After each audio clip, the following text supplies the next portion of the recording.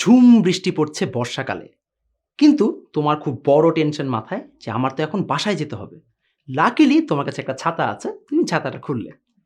Problem হচ্ছে তুমি যেই ছাতাটা খুলে দাঁড়িয়ে আছো, বৃষ্টি তো কিন্তু সোজা তোমার মাথার উপর পড়ছে। সো তোমার কিন্তু গায়ে কোনোভাবে বৃষ্টিটা লাগছে না। বাট তুমি এখন যেহেতু বাসায় যাবে তাহলে তোমাকে সামনে এগোতে হবে, ট্রাভেল করতে হবে। যেই তুমি সামনে আগাচ্ছ হঠাৎ করে তুমি খেয়াল করলে কিভাবে যেন বৃষ্টি তোমাকে সামনের দিক থেকে এসে এখন তোমাকে ভিজিয়ে দিচ্ছে। এর অর্থ হচ্ছে যে এতক্ষণ পর্যন্ত যখন আমি স্থির ছিলাম ইট ওয়াজ অল ফাইন, কোনো সমস্যা হচ্ছিল না।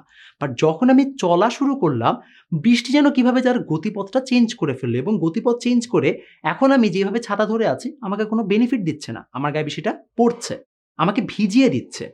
প্রশ্নটা হচ্ছে তাহলে আসলে এখানে কি হলো এবং আমরা কিভাবে ছাতা ধরলে আমাদের নিজেদেরকে প্রোটেক্ট করে আমরা হচ্ছে বাসায় যেতে পারবো? আমরা এই বিষয়টা এখন ভেক্টরের মাধ্যমে শিখব। আমি জানি তোমরা সবাই অনেক এক্সাইটেড যে আচ্ছা তাহলে আমরা এখন বৃষ্টি পড়লে একদম প্রপার সায়েন্টিস্টদের মতো মেপে মেপে তারপরে ছাতা ধরবে এবং আমাদের গায়ে বৃষ্টি লাগবে না। বিষয়টা আসলে সত্য কথা না। এটার কারণ হচ্ছে বাস্তব জগতে বা আমাদের ইন রিয়ালিটি কিন্তু দেখা যায় আমরা যতই চেষ্টা করি এইভাবে আসলে ছাতা ধরলে লাভ হবে না।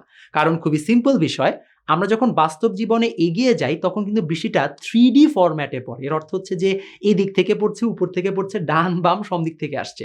এখানে আমরা ধরছি যে আমাদের পুরো জগৎটা হচ্ছে 2D ডিমেনশনে আছে। সো ম্যাথের সাথে বাস্তবের একটু সম্পর্ক, ইরেলেভেন্সি আছে। এছাড়াও আমাদের আরেকটা প্রবলেম যেটা দেখা যায় সেটা হচ্ছে যে আমরা কিন্তু এখানে ধরে নিচ্ছি বৃষ্টি সবসময় একই দিক থেকে পড়ছে।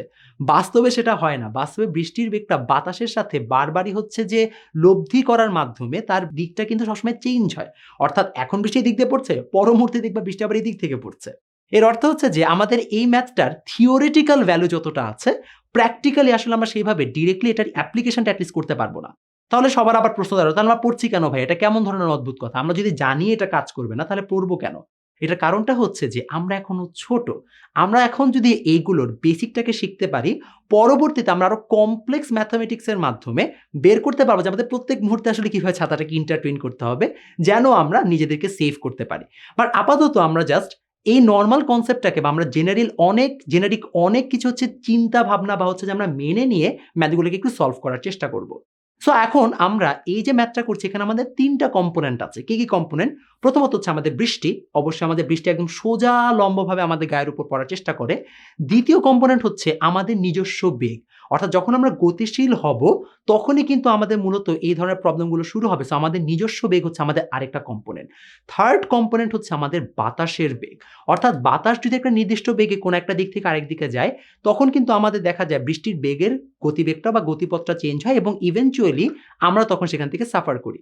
এর অর্থ হচ্ছে যে আমাদেরকে ৩টা কনসেপ্ট বা ৩টা কম্পোনেন্টের বিভিন্ন ধরনের হচ্ছে ম্যাথমেটিক্যাল অ্যাপ্লিকেশন থেকে আস্তে আস্তে আমাকে বের করতে হবে যে কিভাবে মূলত আমরা নিজেদেরকে বৃষ্টি পড়লে ছাতা দিয়ে রক্ষা করতে পারি।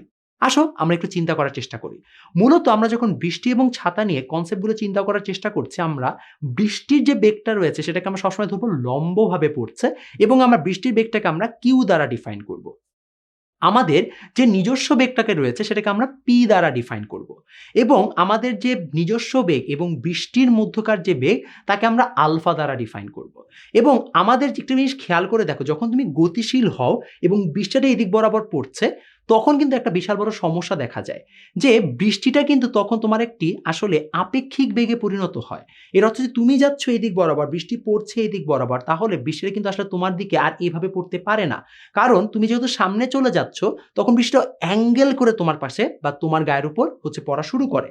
তাহলে যে অ্যাঙ্গেল করে পড়ছে এটার পিছনে কারণটা কি? কারণটা হচ্ছে আমি গতিশীল আছি এবং বৃষ্টি এবং আমার বেগের একটা লব্ধি ভেক্টর বা একটা লব্ধি বেগ আমার গায়ের উপর এসে হচ্ছে অ্যাসেন্ড করছে বা আমার গায়ের উপর এসে পড়ছে এবং এইভাবে মূলত আমরা বিষয়টিকে আলোচনা করার চেষ্টা করব। তাহলে আমাদের এখানে কয়েকটা জিনিস আমরা মেনে নিয়েছি। ১, বৃষ্টি সব সময় উল্লম্বভাবে আমাদের গায়ে পড়ে। ২, যদি কখনো বৃষ্টি বলে দেওয়া হয় প্রশ্নে যে আমাদের একটু অ্যাঙ্গেল থেকে পড়ছে, অনলি দেন আমরা ধরে নিব যে বৃষ্টির একটা নির্দিষ্ট অ্যাঙ্গেল থেকে পড়ছে। না হলে অলওয়েজ মাথায় রাখবে যে বৃষ্টি সোজা লম্বভাবে আমাদের গায়ে পড়ে বা আলফা হচ্ছে 90 ডিগ্রি। থার্ড, যদি আমাদের ৩টা কম্পোনেন্ট উল্লেখ থাকে অর্থাৎ বৃষ্টি এবং বাতাস এবং নিজস্ব বেগ, ৩টা বেগের কথা উল্লেখ থাকে তাহলে অবশ্যই প্রথমে বৃষ্টি এবং বাতাসের মধ্যে মধ্যে লব্ধি বেগটা বের করে নিয়ে তারপরে মানুষের বেগ বা হচ্ছে যে গতিশীল ব্যক্তির বেগ বা আমরা যেমন টম অ্যান্ড জেরি দিয়ে ম্যাথ করবো টম বা জেরির বেগ, আমরা সেই বেগগুলোকে তারপরে হচ্ছে কনসিডারেশনে আনবো। আমরা যদি এই স্টেপগুলোকে বা এই চিন্তাধারাগুলোকে প্রপারলি ফলো আপ করি তাহলে আমরা বৃষ্টি এবং ছাতা কনসেপ্টটা বেশ ভালোভাবে বুঝে যাব।